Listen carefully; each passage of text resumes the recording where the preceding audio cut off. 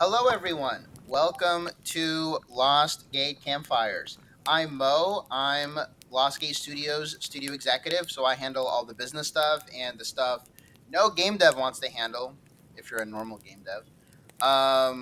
So Lost Gate Studios is a RPG studio. We create role playing games, we create role playing experiences, we create new worlds and intellectual properties. We were founded in the bowels of COVID in 2021.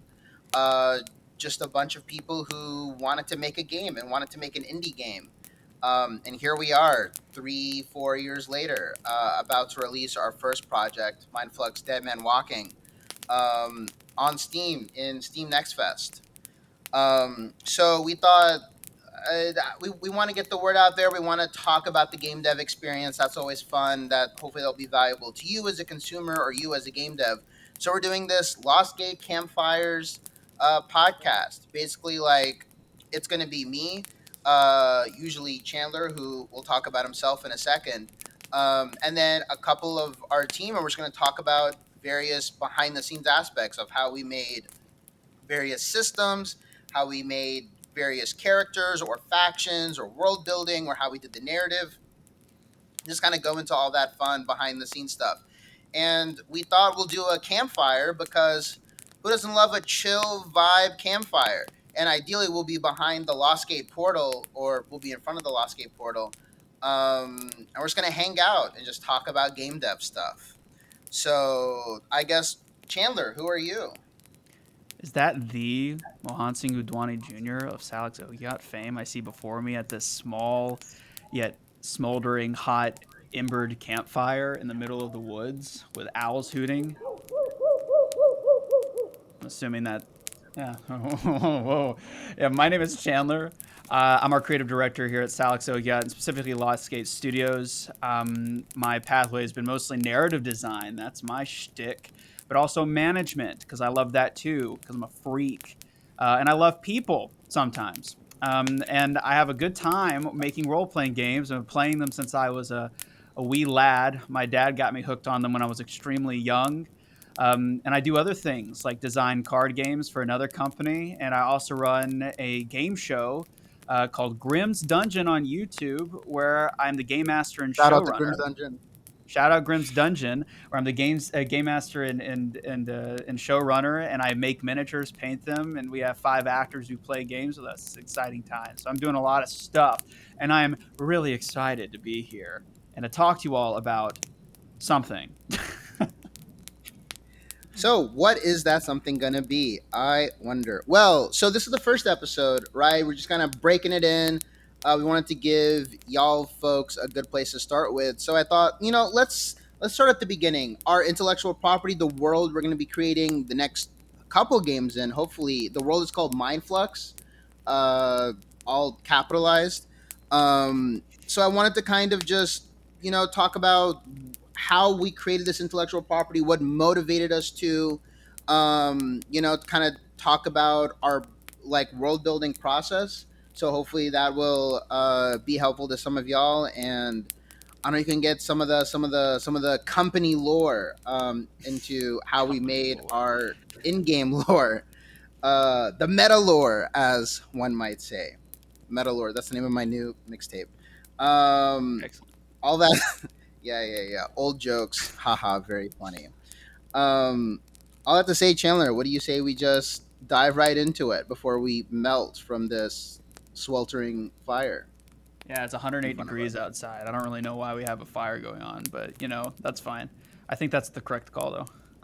Let's Okay, start. great. Yeah, let's do it. Um, I want to start on a more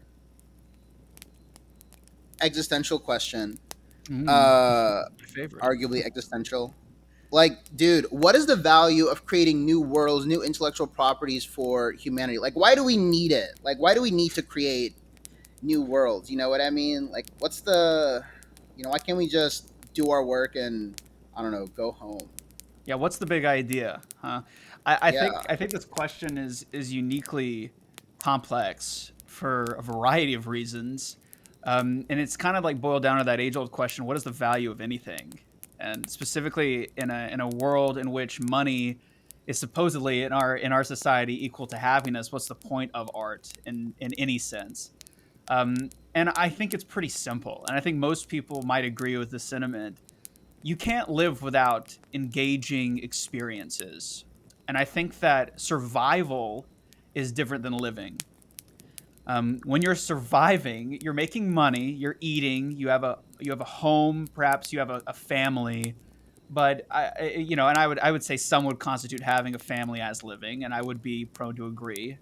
But I think for the most part, you know, just working a 9 to 5 job and sitting at home staring at the wall until the next shift doesn't lead to a good quality of life. And I think that ultimately art is the answer.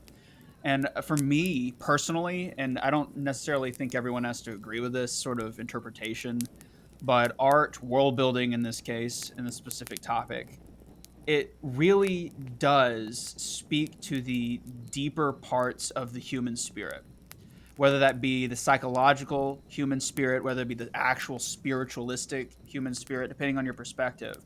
It is the same to me as eating. The act of creation as well is a completely different spectrum, but just by nature of consuming art and consuming new worlds, we can live experiences otherwise we never could before. Things that engage us. And you could really talk about it from like an evolutionary perspective or a spiritual perspective. But either way you slice it, humans need engagement. They need entertainment. They need to digest art, no matter what that medium might be: movies, TV, film, you know, not film, double movies, double features, okay, or video games, whatever it might be. Do what? No, I'm just like double feature. Just wait till we create the triple feature, guys. Just like Oh the yeah. quadruple A game and the quintuple A game. Oh yeah, the quadruple A TBD. game. Shout out Skull and Bones, crazy. But yeah, for the most part though, I think that it's a necessity. So why do we create? What's that great compulsion? Like, why do I make things? That's a different question than why do we consume. But why we consume is because we have to. Why do we eat? Because we have to. Why do we sleep? Because we have to. I don't think there's a world in which our psychology allots for a lack of art. It just does, it can't exist. And that's why artists, you know, even though people say, "Oh, you bum, you loser, you're making art," I see artists the same way I see chefs, the same way I see, you know, the service industry. You are giving a service to an individual. That service in this case is art, whatever that might be. And that's how I choose to visualize it, and what gives me reason to continue forward, even if people do tell me it's a waste of time. It's not, frankly.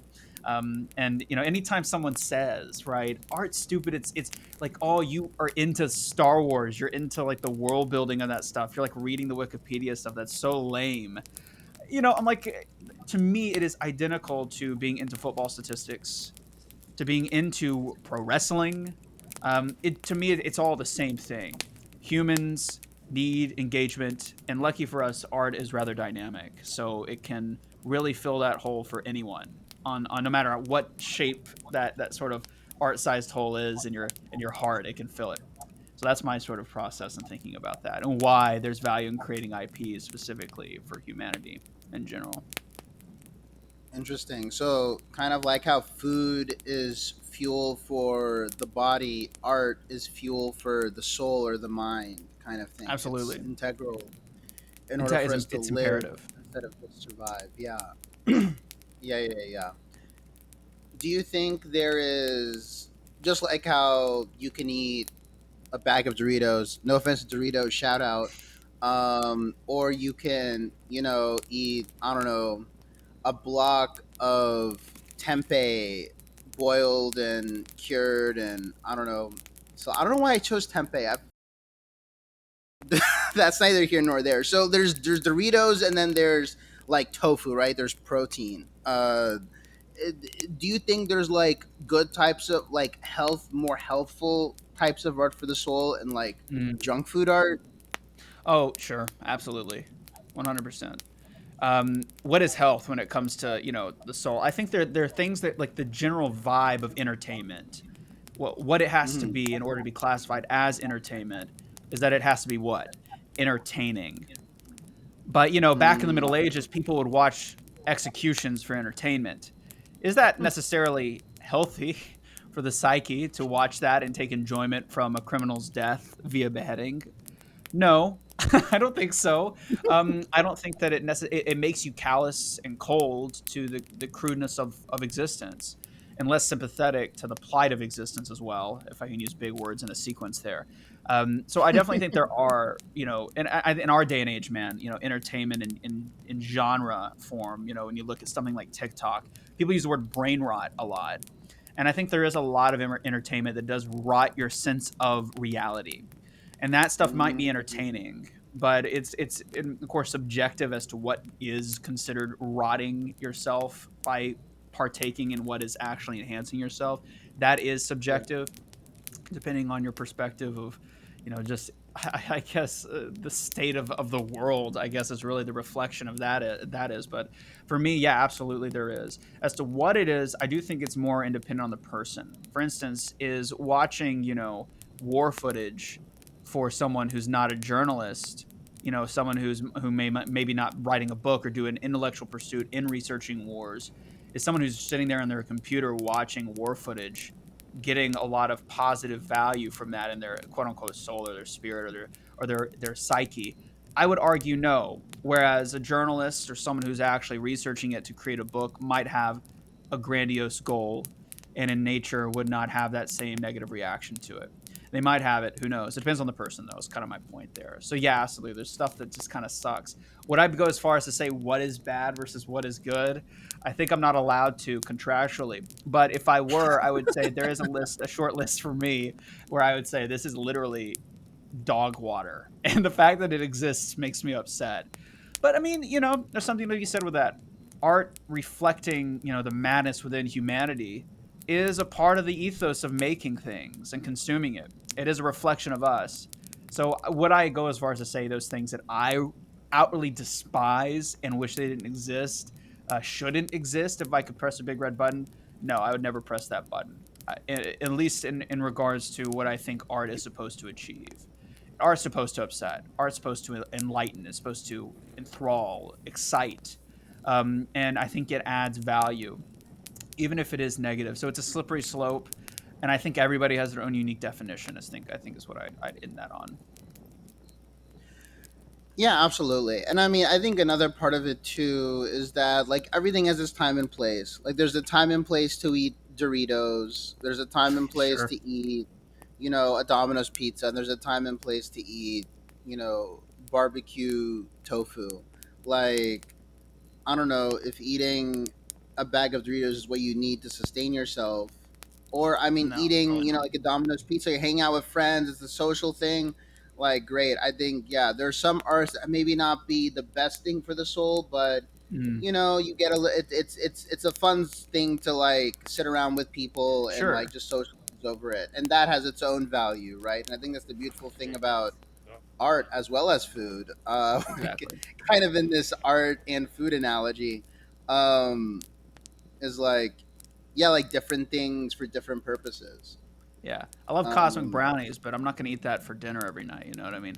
And I know a lot of people hate cosmic brownies. If you hate cosmic brownies, maybe you should just click off this podcast. All right? Because yeah, but maybe please this do. is not. No, I'm joking. But like, I'm not going to eat cosmic brownies every day because it's gonna have very severe negative consequences. And the human mind, the brain in particular, is an organ that, speaking of the world building of MindFlux, that people really, it's kind of a controversial statement, but people think they understand but really don't the human psyche and the nature of existence and being self-aware. That I think, like, if an organ can become like damaged through drinking too much alcohol, such as the liver, I think the same equivalent nature can be said for the brain. 100%. Consuming Mm, something, what you consume, you are what you eat, and I think that's even more so with, and I call art in sense of anything that's being produced and consumed. I think it all kind of fits in that field. Keep a balanced diet if you're going to approach eating something in the brain sense that isn't healthy. Maybe don't do it often. maybe take a step back. Maybe you should turn off TikTok every now and then and go outside and, as they say, touch some grass. Say it with me.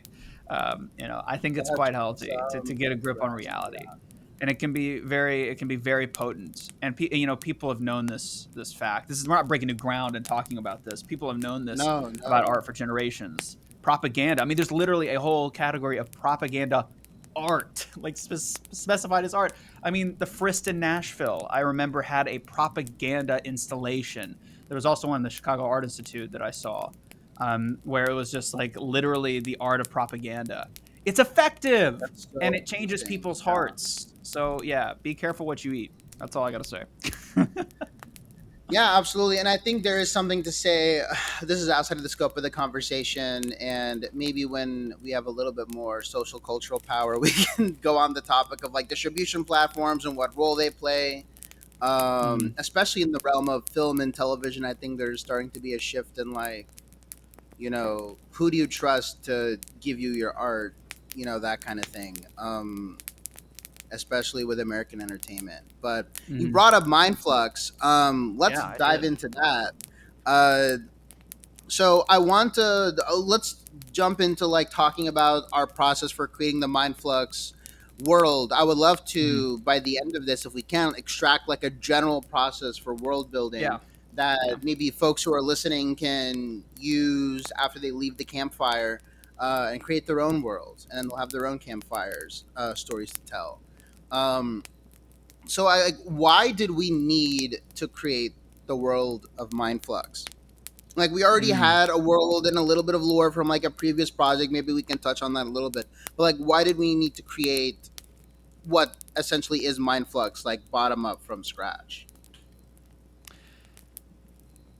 I had to. I guess I can only really speak about it from my personal perspective. I don't think I'm gonna like explain like why you or anyone else would, but for me, I can definitely state why. And it's a simple statement. Is I had to. There it is. I didn't have a choice.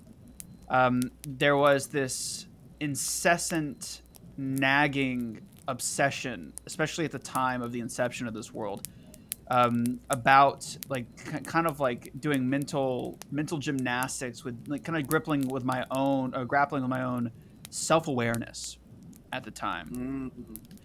Mm. And we had gone through that. We were trying to make this studio work, and we with very minimal experience, and I was the only one amongst us that had actually been a part of an official studio prior to starting the project, and like kind of that burden of Yeah. that. And like, and I think there's a component of that at that time. Things were not going great. I mean, there was a lot of messiness. We didn't know what we were doing. We were trying to learn agile and scrum, trying to figure out what all that meant. And some innate desire in me pushed me forward through those dark times, like the brutal, grinding of failure over and over and trying to make this thing work, and like make a team that could make a game online through the pandemic. All that stuff was really gnawing at me. And especially with that at that time, the socioeconomic political climate of the world and all these other kind of high octane statements, this sort of innate tribalism that was like everywhere I looked. It was compiling, man. It was like so many observations and a lot of feeling of helplessness and sort of this idea, like, and I feel like a lot of people go through this as well. This sort of like, I see things, I see problems, I can postulate why they're problems, but what can I do about it? And I was really obsessed with the idea of like maybe there is, like, since it's such a human problem, and I feel like throughout human history the same, it's evolved to meet the signs of our times with the internet and things like that. But it was such a human problem, and it's widespread, it transcends culture and history. Like, is there like a just a common theme? Like, what's going on, man? What's the big idea? Why are things so scuffed, and why is it like affecting me personally and my own psyche? I don't know. It was a very complex time for us, and for me in Mhm. particular, and sort of all like the grinding nature of sort of the way the world was at, and specifically we live in America, so the way America was at, and like the fact that we also were struggling like in the studio department and sort of floundering and trying to figure things out and failing again. It kind of made me obsessed with the idea that the core issue that plagues humanity is our lack of understanding of self-awareness, our lack of understanding of ourselves internally. And from there, man, I had it. That's what I knew I wanted to make something. I had that passion, that drive, that fire, that can transcend, all the grind to explore it. And I think the key word is explore. I would not state that I or you or anyone in the project is a PhD in human psychology. I would not state that as, that would be a insane assertion. But for Because me, let's have it. Yeah. yeah, I guess none of us don't. But I do have a passion, a personal passion regarding that topic. And Yeah. when I sort of was coming to that conclusion and thinking about it, I realized like, no, this is it. This is what's going to drive us, is making a game that, again, keyword, explores the convoluted, paradoxical nature of human existence, of self-awareness, specifically self-awareness, the psychological, the spiritual perspective of self-awareness, and explore all Hmm. the avenues and create a game that didn't really seek to command a player to adopt our viewpoints, but sort of personified various perspectives, had a morally gray tone where even like something that's outwardly positive has consequences that may not be positive. Throw the player in the midst of this and force them to just have to make choices. And all these choices sort of, like the complex paradoxical nature of human existence and the way we exist psychologically, just don't always end up good and or bad. Not have a big bad in our world. Not have like these key, like easy to grasp concepts. This mixed bag of gray morality goop.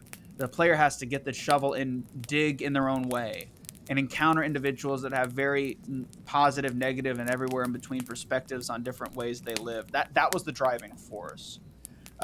So I guess to answer your question, the reason why I had to make it, is because I was kind of possessed at that time. And being the only individual at that stage that was a narrative designer or had professional narrative design Yeah. experience, it was kind of left up to me to guide the ship. Granted, I was our creative director even at that stage, but it is still, I guess, in every stage, I've been our creative director as far as this project is concerned.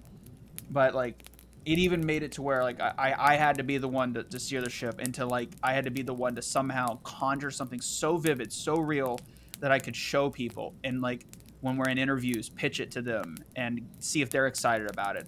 And it was a big burden, but I was up to the task, I felt, and I think it's only gotten better with the inclusion of more designers. Yeah. Absolutely. So I can kind of set the stage for the timeline, and then we can kind of start going into the house. So before this RPG esque game that we're making now, we were working on a roguelike before, inspired by the likes of Hades and Binding of Isaac and, all those other types of games. We had a little bit of a world. We really wanted to tackle environmentalism, and just kind of explore the anthropology of environmentalism. We had a raccoon as a main character, uh, and all the other animals I think were just completely anthropomorphized. Like they were just talking like over the hedge style, you know, Uh, animals. have to remind me of that. Um, Yeah. like you and the narrative designer we had at the time, like y'all created some characters. I remember we had like a Yeah. '80s Cobra Kai esque like beaver dude. Yeah, yeah, the beaver was a beaver Uh, dude. It was like a Cobra Kai like sensei that was like looking for somebody to kill him. Like looking yeah, for someone like a Sith rule of two sort of deal. He's like looking for someone to like, he's an old warrior ready to die. Oh man, yeah, that was and I mean we had a couple of those. yeah. Um, and There's the rat, then yeah, and the the rat. We had the turtle. the tapeworm. The Um, tapeworm. What was his name? I don't I don't even remember remember, his but name. I just remember we were like, oh, the tapeworm is gonna be his best friend, and it's gonna be like the most wholesome thing. But like it's like you get your power from the people, like your friends in the game, and like the tapeworm was gonna like invade you, and you had these like blood sucking power. I don't Yeah, yeah, remember. the It was creature. the weirdest. You should have known, Yeah, man. I don't know why you hired me, because like everything I do has this sort of horrific bend. Like you were like, because to be clear, I don't look. I don't care if I upset people by saying this. I ironically do not I'm not interested, or I don't like animalistic, like games with animal protagonists, games that like Yeah, deal with yeah, animals. It's not my thing, but I was brought on. The idea was environmental. There was already an idea for a game, and so I yeah. tried to make it like in the style that I could be energized. Like, okay, what if we did a tapeworm that like it infects you and you like have like creepy like, man, you should have known. You should have known. Well, and I mean, I think like we were just bouncing around ideas, and we were like, "Oh, what if we did this?" And we are all like, "Yeah, yeah, yeah." Oh, wait, that's really messed up. Yeah, that was But disgusting. R.I.P. just whatever that tapeworm's name character is. is. It's somewhere in the bowels of our Google Drive. Probably we'll have to dig it up I at think I some might have a point. photo of it. Like I took a photo like a long time ago of it. Anyway, but yeah. We'll So find it. We'll find it and put it up for folks. Just the weirdest. Like, and there were like humans were a thing. They were the primary antagonists, I think. mhm. Well, I mean, they were Yeah, they were but like the antagonist of the main character was a bird, I think. Um, something like that. Helmender or something. It doesn't matter. Yeah. So we Oh were yeah, like, yeah, like so the we were struggling with the tag, and it wasn't working, and we were like, okay, we need to, like, progress was stalling. So there were kind of like two storms that collided in that moment. I think one, we were like, we need to treat this as a professional studio, otherwise we're never going to be able to make anything. Um, mhm, and then two, I think you played Disco Elysium, and you were like, Mo, this is amazing. We need to we should mhm. make something like this. And then I played it and I was like, oh yeah, this is incredible. And at the time we were like, it's so easy. It's just talking and narrative. Uh Yeah, Rip yeah. those naive children. What a stupid So we're idea. like, okay, we're Anyway. not gonna do it in the yeah, like we're not gonna do it in the world that we currently have. We're Mhm, gonna redo the world. There was definitely some folks were like, I don't want to make an RPG. I'm out. Some folks were like, yeah, I'm super excited about that. This was like mhm. mid 2022. Um, so we're like, okay, we know we want to make something in the realm of Disco Elysium. We want to make a new intellectual property. There's the echoes of exploring environmentalism. There's animals, sentient animals in some form or fashion. So we're like, so that's when we started to bubble and brew on the idea of MindFlux. So what games inspired you to just like flush out the world? Because I think the map was the first thing that you came to me with. It was like, here's here's the overtures of the locations. Right. Well, And that's I just one of feel them. like. Sorry. No, I mean that was just one of the art like Yeah. the early artifacts that you created. Yeah. Yeah. I think ultimately, when we were deciding to shift, it was a big risk. I mean, I'd quit my job by that time because I worked in commercials and as a videographer, and I'd quit it because I wanted to focus on forging this career path. And like my and I told Mo like a long time ago when we were first starting out, like my passions, my dream is I want to make RPGs. That's what I want to do, and not like the light Western RPGs you have, but like actual role playing games that are complex, like games I grew up with, Baldur's Gate and Fallout, the original two Fallout, and New Vegas, even Knights of the Republic 1 and 2. Um, in modern games like Disco Elysium, I wanted to desperately create and produce those types of experiences, um, especially because I felt like there was a market for it, and I felt like there was people that were hunting it. And with the disappointment, I think the public perception of stuff like Starfield kind of reinforced my perspective, and the idea that like Baldur's Gate 3 sold more copies than it really realistically people thought it should, but it did. I was like, yeah, there is still a market, and it's massive. Um, it is absolutely massive. So I was like, well, what if we, it's just writing. We don't have to do combat, which is hard. We don't have to do a lot of animation work. What if what if we did it? What if we did a role playing game? And what if we took ourselves very seriously and we only hired professionals and we kind of basically excised the original team we had because most of them were just friends of friends, and people just like interest like had like a passion or a hobbyist passion for it, but not like a career Yeah, passion for it. yeah, And we like were like, okay, what if we just said like, yo, like we're gonna be doing Scrum, we're gonna research, we're gonna be real, and if you're not really interested, no harm, no foul. See you later. And that's exactly what we did. And a lot of people did leave like instantly, and yeah. some left like realized that there was gonna be higher responsibilities, and we're just not interested in maintaining that.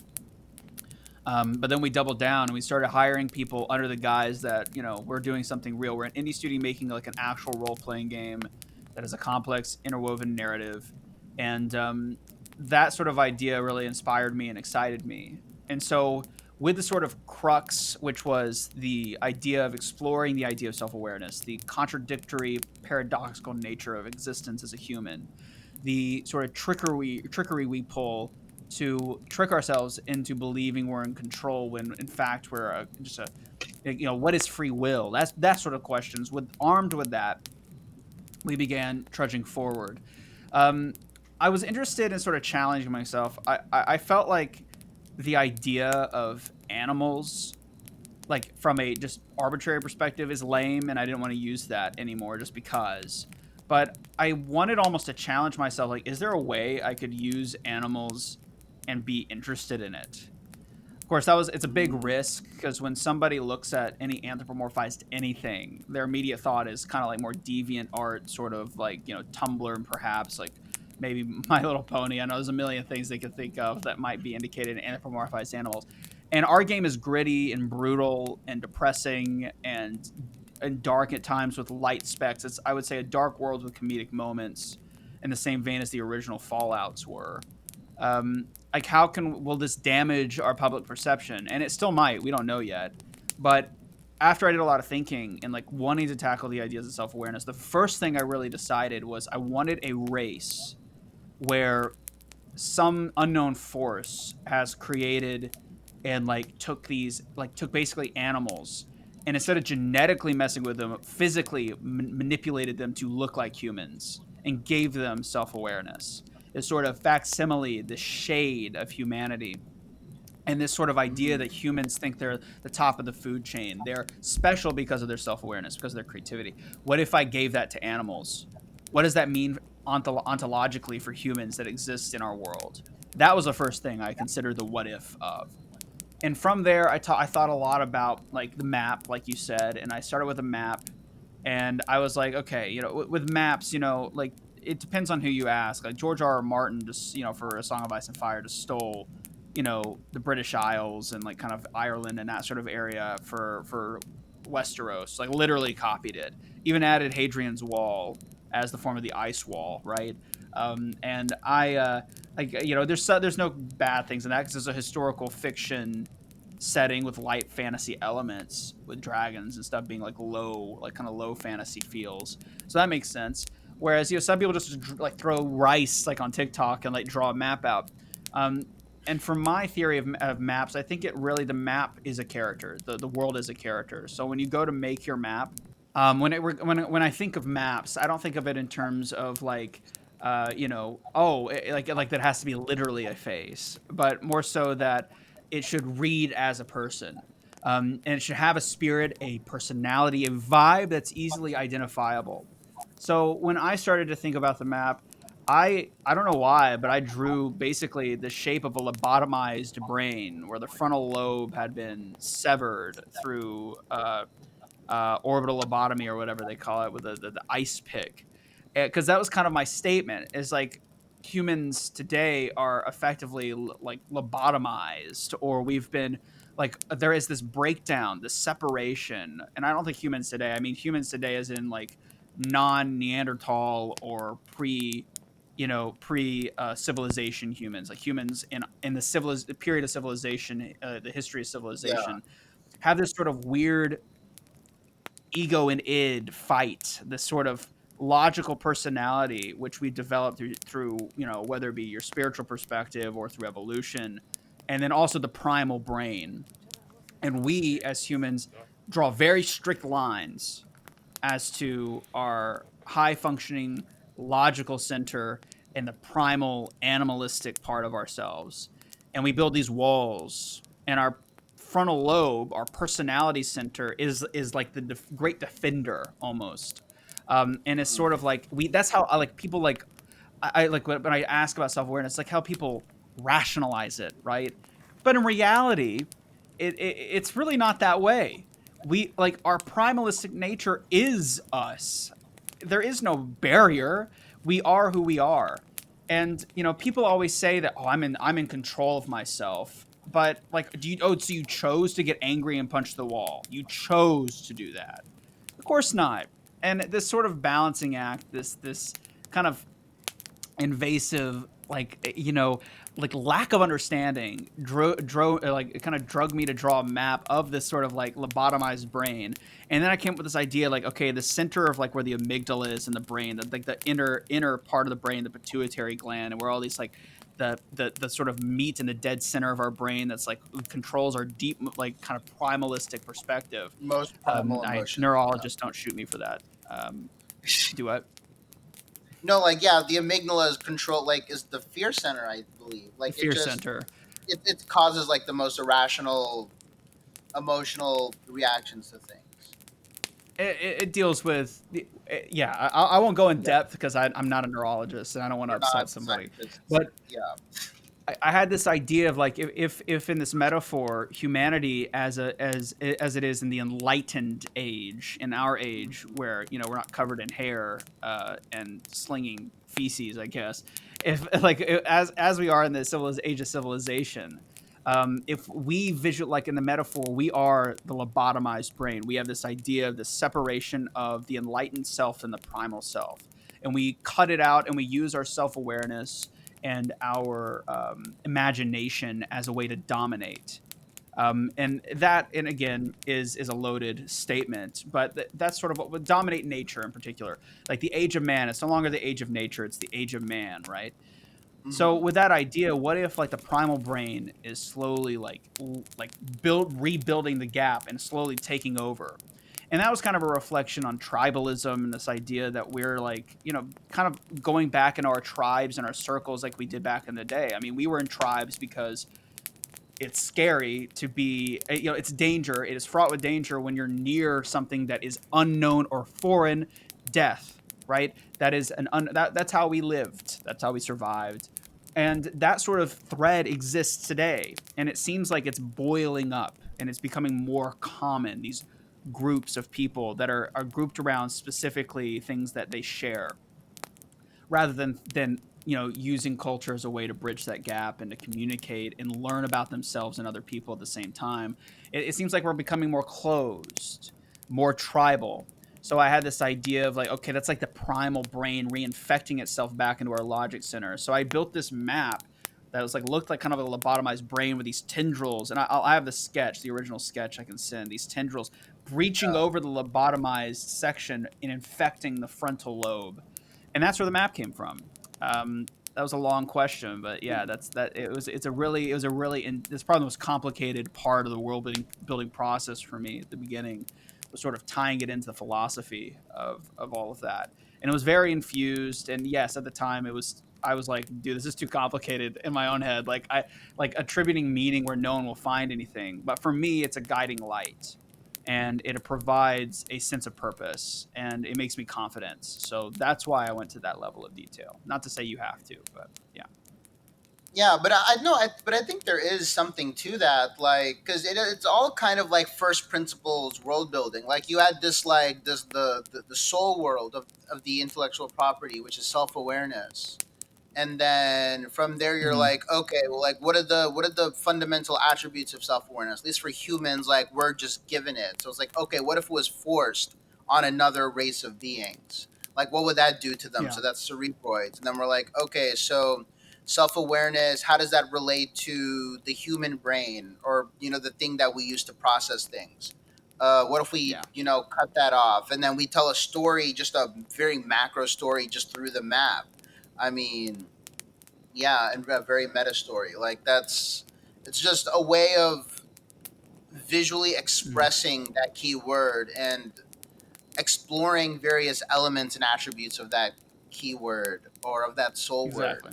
in the world. That's so Mm-hmm. interesting. I know like Yeah, Elden it Ring kind is. of inspired. Oh, go ahead. No, go ahead. No, I mean I was going to my next question, so you go. Oh, right. And again, like this process, this kind of meta philosophy, and kind of like diving into this and the what ifs for me, I think that, and this might be jumping kind of the shark a little bit, but I think the age old adage: there's two types of writers. There's architects and gardeners, and Mm, I feel like for myself, I don't know. It's a hard demarcation to make internally for me. I think like someone like Stephen King, or someone like George R. R. Martin, or someone like Brandon Sanderson, or any other sort of like major fantasy writer, or horror, fantastical writer. yeah, It might be easier for them to identify which of one they are. For me, it depends on the day, and I felt like it was necessary for me to go through that process and do attribute meaning. And the key word is what would happen if, and that's like my driving force, is this sort of, and maybe that stems from my roots as an actor in improv games, like what if this happened, and that kind of collaborating with the muses in a way, rather than just like definitively saying like, this is what I want to do and this is how I want to do it. It's like, well, what would happen? Let's play it out. So let's say I like throw, like almost like playing God in a way. I throw this thing in the mix, like Powerpuff Girls. Like I put a little bit of like special Formula X in the pot. Like what happens if I put the whole thing in the pot? What happens if I put only a little bit? And what happens to the mhm, people? And if the people can't stand on their own, if the factions or the groups can't stand on their own, and they're not living, then people won't believe it. They won't care, because they'll know, they can see the artist through the lens of the world. The world cannot be a mirror of the writer. This is a crazy statement, but in my fundamental belief as a writer, the world cannot be a reflection of the artist. It has to be its own person. In the same way you give birth to a child, that child, trying to force that child to be a reflection of you, backfires every time. And I feel like it translates very specifically. So with that sort of world structure, I think the process I took, that what if process, was paramount, and kind of led to that. What if there was like even the metaphysical sense? What if like the primal brain striking back and like trying to infect it? And that sort of what if, that sort of emotional charge, is the spearhead I use to actually give it tangibility, which is people, yeah. places, and things, of course.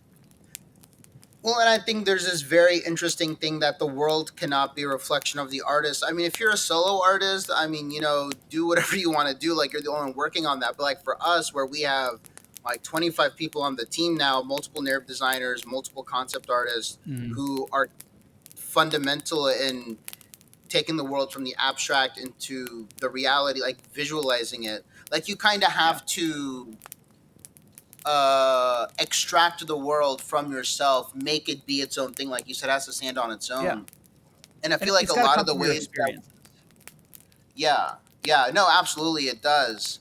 But I feel like a lot of the ways that we were able to easily communicate to the other narrative designers and the artists was because we were able to be like, this is, these are the these are the first principles of the world. This is the vibe. This is like it's self awareness, and then these are the building blocks of it.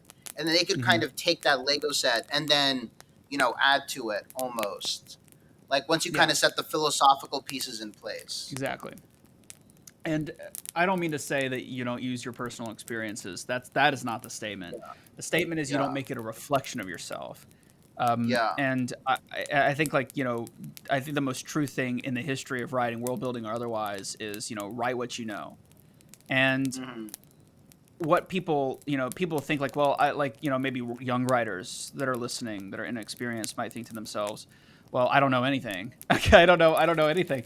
Well, you do. Your personal experiences are not always tangible.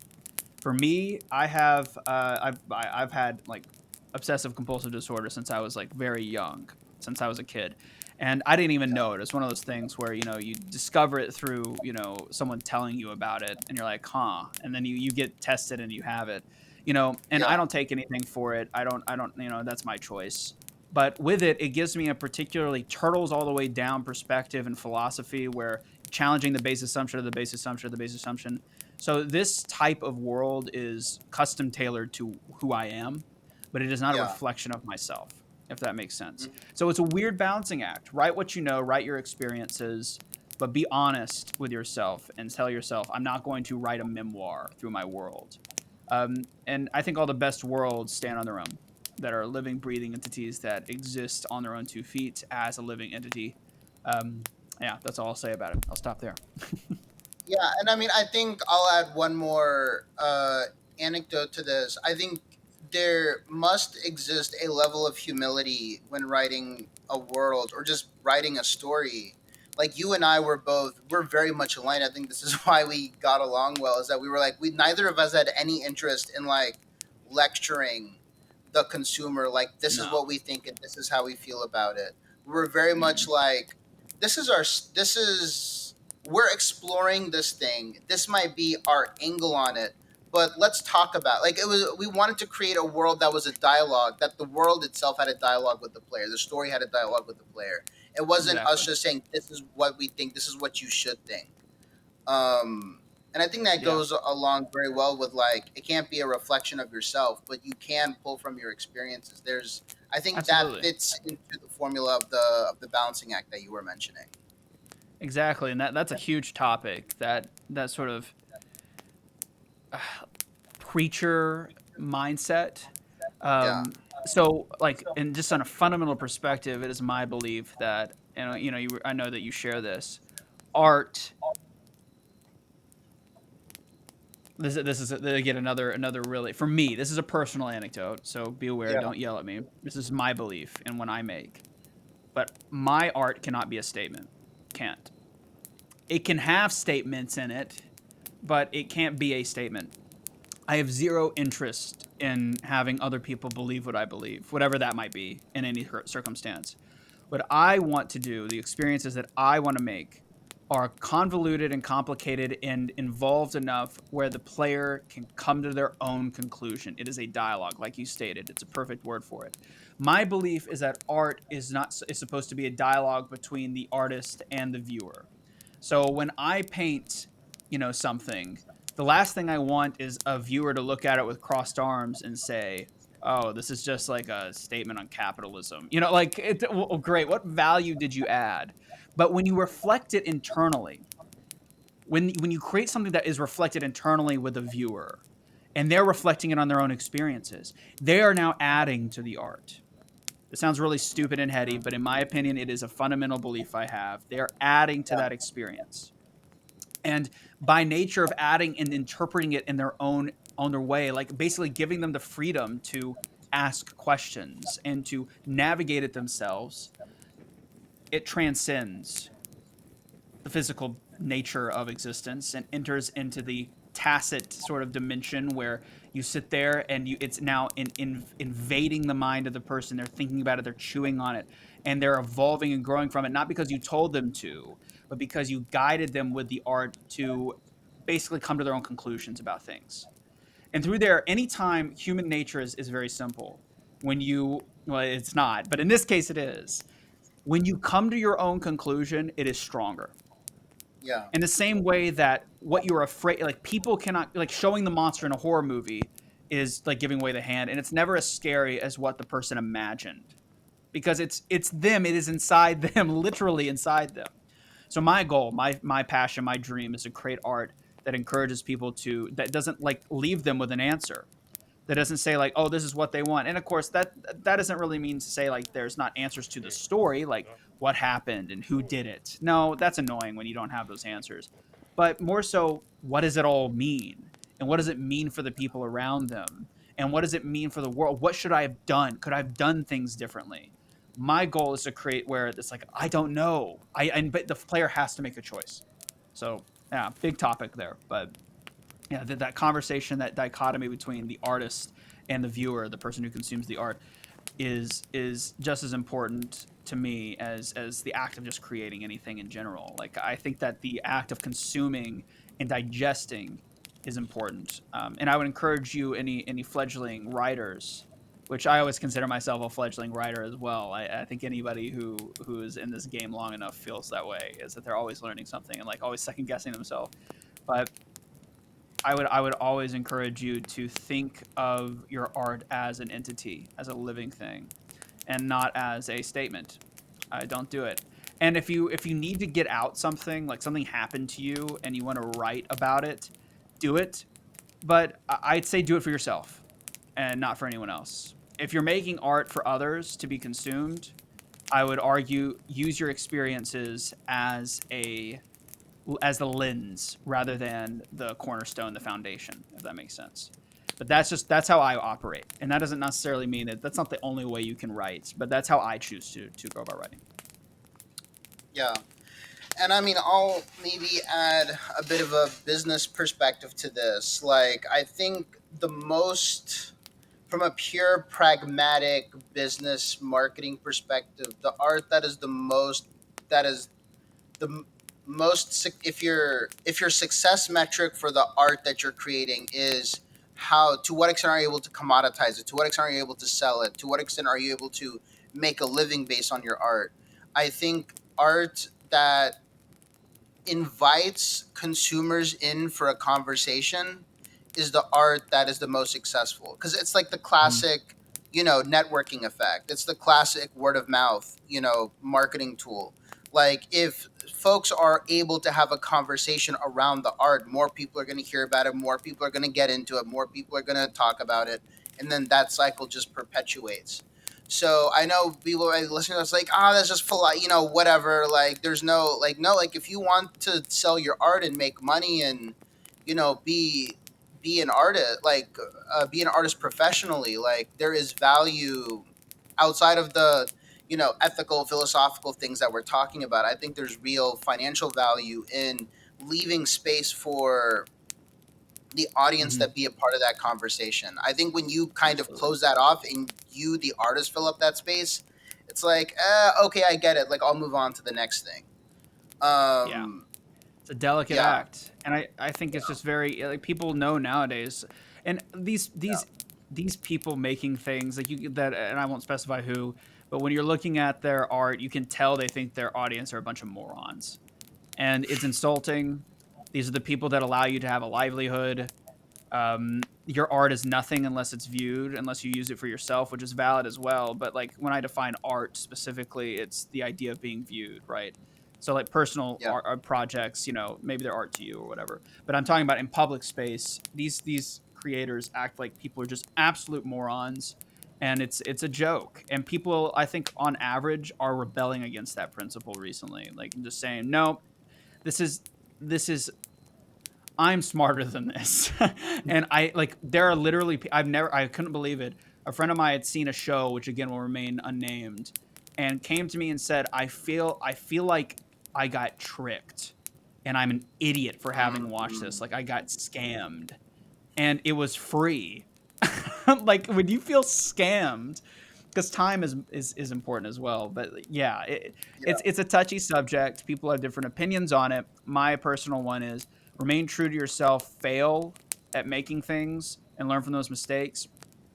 And treat the thing you're making as a living thing. Like, would you walk up and like shave the hair off of somebody who's a you're like that that's just on the subway with you? No, I don't think so. And that's kind of the perspective I like to take. And that is when I look at my world, like I don't just arbitrarily make changes because I want to. I make changes because it needs it. And that takes mm-hmm. time and an inner ear. And it takes good people to be around you to tell you you're an idiot. And what you're changing is stupid and you should stop. It takes some good voices, especially for me. Yeah.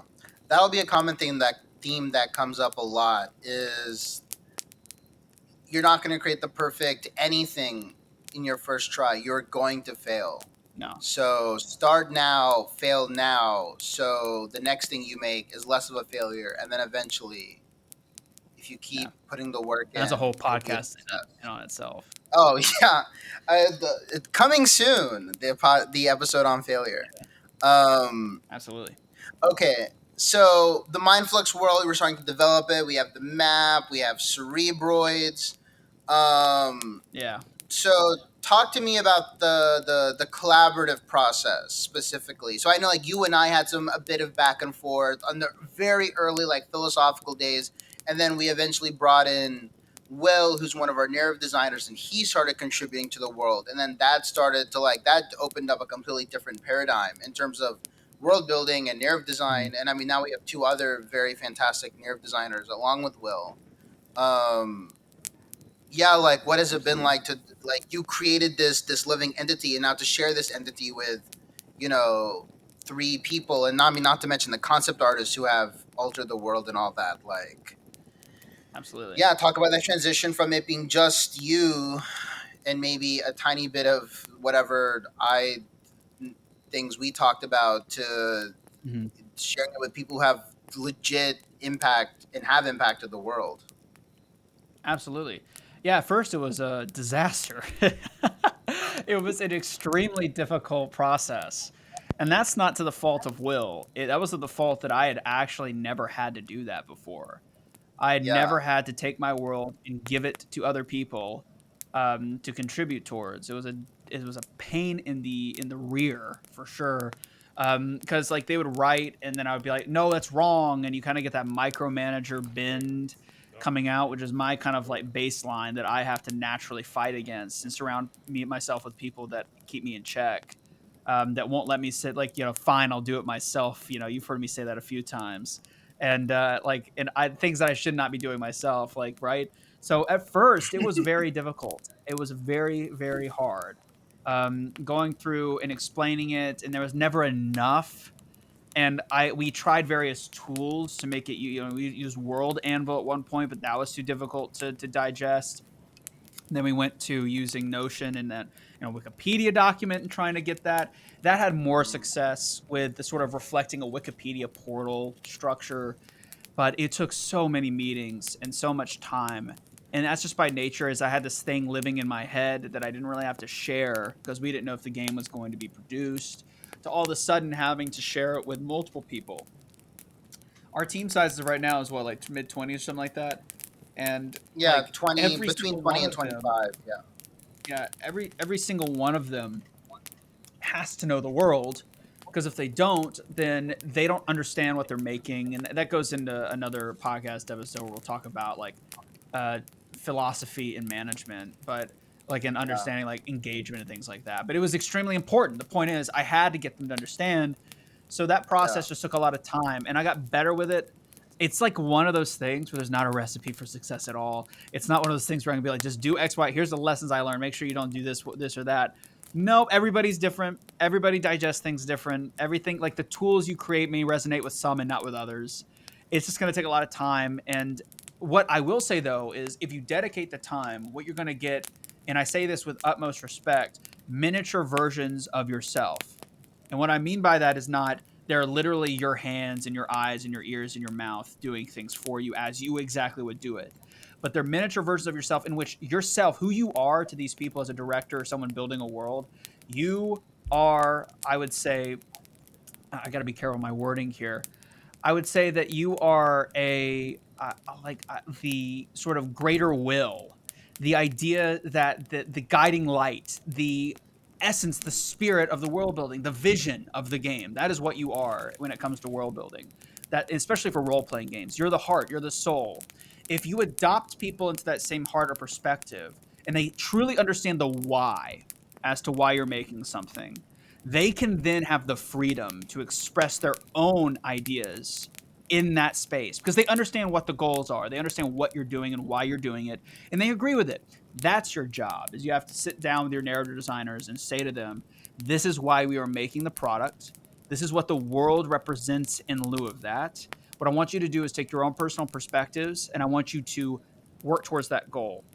So to kind of like put it in perspective, because I'm a creative director and I'm also doing the world building, like sharing that vision with others, especially at the beginning, is very difficult. But like I was beginning to say, what you have to do is be a shepherd of the vision. And the biggest challenge to collaborating with other individuals is actually going to be yourself. And that is being confident and comfortable enough with the vision that you're able to effectively see it when you're sleeping, right? Like when your eyes are closed, right? For me, it took a long time, and it's a very personal process. There's no one-stop shop. There's no like a get in and get out real quick, get rich quick scheme. There's nothing like that. It's a very personal adventure trying to be able to prove to yourself or proof of vision. Once Mm-hmm. you have it, it actually becomes rather easy to express. That's the easy part. When you start to engage in writing in a world, that's where the detailing for lore becomes a problem. And people will mess up names and forget that the context for characters doing certain things. And you'll be surprised, like one specific little detail that they forget radically changes their entire writing to the point where they have to redo it. That was a common issue, just like not having enough information that was accessible. It was a constant concern that eventually devolved to the point where we had to come up with another solution.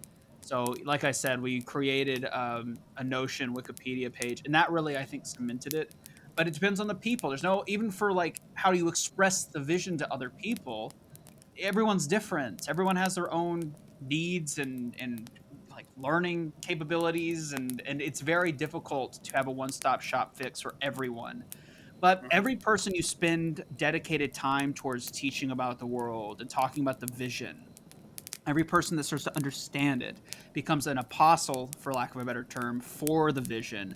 And it makes it easier for the next person because now there's two people that understand it. Now there's three. Now there's four. Now there's five. Now there's six. And at this point, when a new person comes on the team, they just get swallowed up in the lore. And everybody talks about it and they just kind of adopt it over the course of a few weeks. And by that point, they're good to go. And if they mess up something, multiple people correct them on it, and it's like an immune system building up immunity almost in a way is how I define it. There's no quick and easy solution though. It's always going to be difficult. Interesting, interesting. Yeah, I mean, I'll say like as a producer, as I mean, as the business person and the producer, it definitely helps me to kind of talk through or to understand the whys. Because if you're not present and I am as a producer, I can kind of fill that gap quickly, and that could be like if you need more information, talk to Chandler, or you and I can just talk about the whys behind things, and we can course correct the team from there, and we can kind of have that back and forth. So just establishing those things is so helpful. You Mm-hmm. talked about Absolutely. yeah, you talked about lore versus world, um, or lore writing versus world building. We'll tackle lore another time at another campfire. Um, but for now, I wanted to ask you as this campfire winds down, as all of the fellow owls and critters around us are starting to hit the hay or get annoyed with us and leave. Mm-hmm. Um, what are some mistakes you feel like we made with the world building for this world that for the next world that we make at Lost Gate, God willing or universe willing, uh, that you would want to make sure that we don't make the next time? Mm, none. We were perfect, and I have no complaints. Till next time, my name no. I would say that uh, I don't know if there was like an individual massive mistake that I look back on and was like, oh my goodness, why did I do that? I think for me, it was realizing the problem too late. And our problem was that people were not. I was not delineating the vision and the lore to them consistently, in a very easy to understand way because it had become so large in my head and so dense, and it was all very clear to me. I would, shotgun blast them with information, and that was a terrible method to kind of get them involved. I think that was the biggest issue, which has since been like rectified. But for that period in time, it was very frustrating. Given that they don't teach you how to do this stuff. This is like so bizarre, collaborative ethos that you have to just come up with on the fly as you're doing these things. It's not you don't go to school for this stuff. No one teaches you how to collaborate with world building. Like what the heck? How would you even teach that? And I learned too late that like blind trust in my writers was actually me being too tired to effectively lead them because I was so overwhelmed with other elements of the project. And I was like, oh, I trust them; they'll be fine. Well, I never prepared them enough to be trusted, and that's not their fault. It's the fact that I didn't give them what they needed in order for them to be able to do their jobs effectively. So it caused a lot of frustration. And then I finally conceded and told myself I'm gonna have to like actually actively like walk them through and have discussions that are just about lore and sit down and talk to them about like the lore and scope of their work and really get to the characters because that's what you want. You want lore to become a tool, not a barrier. And it can very easily become a barrier. And for most of the Mhm. individuals that first came on that I was training, it was definitely a barrier to entry. It was frustrating having to memorize all these details, and they felt it was very prohibitive. So finding a way to translate what would otherwise become a blocker for somebody into an accelerant in their work was something I took a lot of time to learn and do. And that answer is, again, unfortunately, dependent on the person you're talking to. So, as a manager, of anything, a part of it is we believe in a very servant-led managerial style. So, like, you're basically a giant servant that walks around serving everybody as a manager. I was not serving my narrative designers well enough for them to be able to actively and constructively make narrative. So in that case, I had multiple meetings with them in which they just asked questions and asking questions and having them Socratically go through the process and having me ask them questions to challenge, like, well, what do you think if this would happen? And get them to start looking at the world from a perspective of collaboration and a perspective of implementation of their own ideas. That helped a lot. Just saying, like, well, what would you do in this situation? So how would he react in this way? What do you think happened? In this mysterious thing. Like, I think this, and that sort of engagement is paramount. But it's healthy for both you and them. So that again, kind of doubling back on the same topic we just talked about, that was the biggest lesson for sure, 100%. I mean, writing the world and how to write the world, that stuff kind of comes naturally, specifically to me. It's what I like to do mostly with my free time. So that wasn't ever a problem, but delineating it to others, that was a challenge. Got you. So kind of lore and world onboarding whenever we Mhm. kind of started building up the team, adding collaborators and contributors. Okay, there's probably some sort of pipeline or process that we can extract and pitch to the greater world, but that might take us a bit more reflection, um, based on our experiences with that. So I guess the last thing I want to ask you, dude, as we wind down this campfire, is with your complete, just you're, as I'm aware of, actively you're kind of building two brand new worlds, the card game and this one, I and have four then you've right now. obviously built four. I have four I'm actively developing, yeah.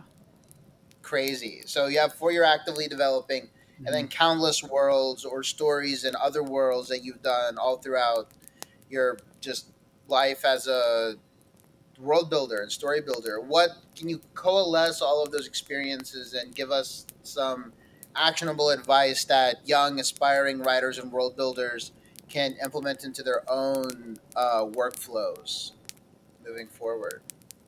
So just in the general spirit of building world, like just in world building and coming up with worlds, what's it like my advice to them? Is that kind of what you're asking? Yeah, yeah, yeah. Okay. Advice one: don't listen to me. Uh, Advice two: know yourself.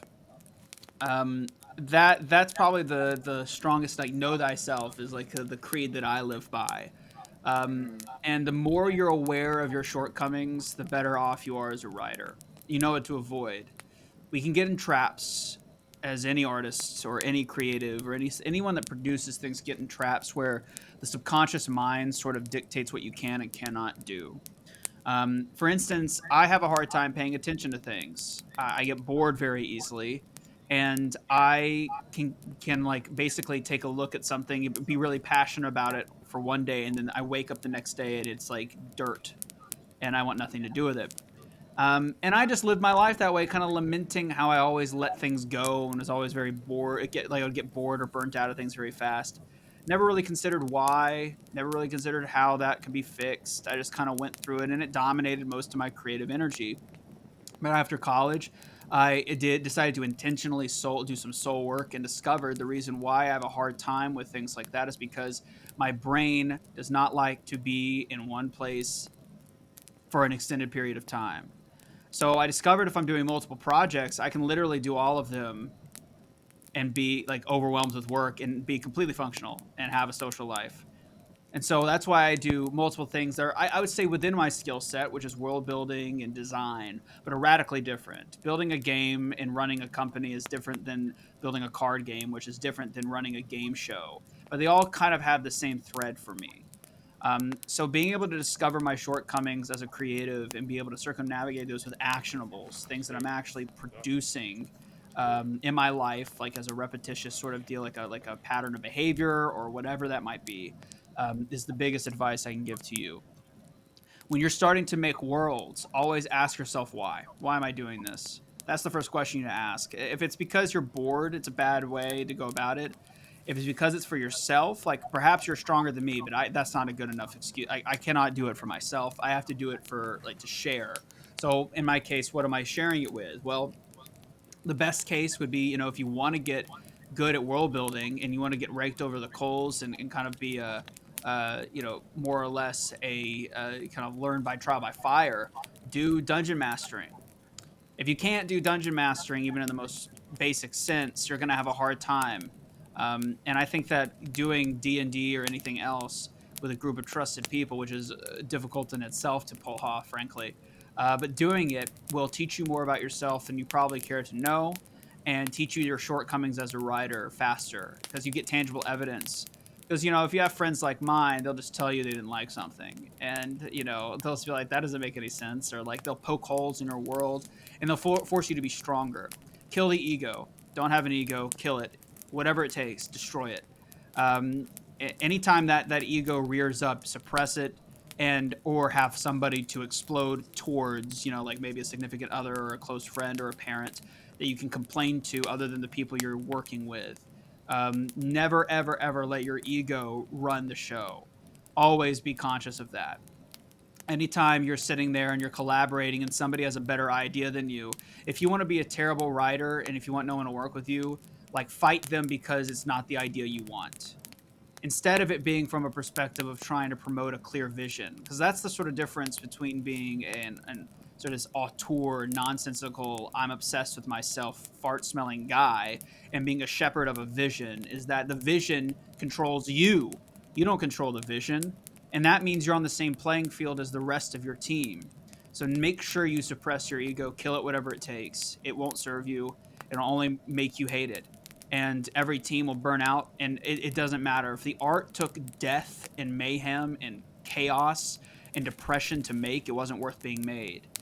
There's no amount of sacrifice that's worth it, because guess what, you can make wonderful art without wallowing in horrific settings, by using that feeling to make art. It's like, to me, I think David Lynch said it best. It's like, I forgot exactly his quote, what his quote was, but he was like, do not use that as your fuel, because at the end of the day, it's like leaded gasoline. It's gonna kill you. It's pointless. There is other avenues in which you can adopt those negative perspectives without actively feeling it. That is the amateur perspective. But having to feel it to do it, that is an amateur perspective. Do not do that. Do not make other people do that. You want to build teams and relationships because those build bonds, which build stories, which build worlds, which builds money, okay, and sustainability. Um, and always have passion. Never stop and fail. Consistently fail. Never stop failing. That's my advice. There it is. All of that's fantastic. There's a reason why abandon thy ego is one of our company values. It's crucial in a collaborative artistic medium. Mm-hmm. And with if that is present, like, I don't know, it just becomes so much harder to work with other people, Yeah. for better or worse. Mm-hmm. Um, Chandler, we did it. Indeed. This campfire has officially fizzled out. Yeah, it is now embers. Yeah. I guess I'll say my goodbyes. You can say your goodbyes, and we can call it for our first episode. I'll say thank you for listening to my advice. Take it or leave it. I'm ever learning, as are you. But the best thing I can tell you is to start now and know your faults, know your strengths, and have a third party balance it out, whether it be a therapist, a best friend, whatever. Have a third party to reflect your own insecurities out on towards to be able to balance yourself. And hopefully, something you heard today was of value and useful when it comes to the philosophy of world building. Next time, what are we talking about? We're talking about lore specifically. Next time we're talking about, I think, intellience. We're going to talk about the major people group of the Right. world. So we're So, going into lore. yeah, Yeah, world building and lore is very different. World building is more the esoteric, philosophical bend, and lore is the nitty gritty histories, the people's, places, and things, is what I call it. yeah. So we will be tackling how that reflects in our game next time. But until then, my name's Chandler. Thanks for listening. There it is, ladies and gentlemen. Chandler Baston. I am Mo. I am your studio executive, and I am signing off. Thank you guys for hanging out with us at this campfire.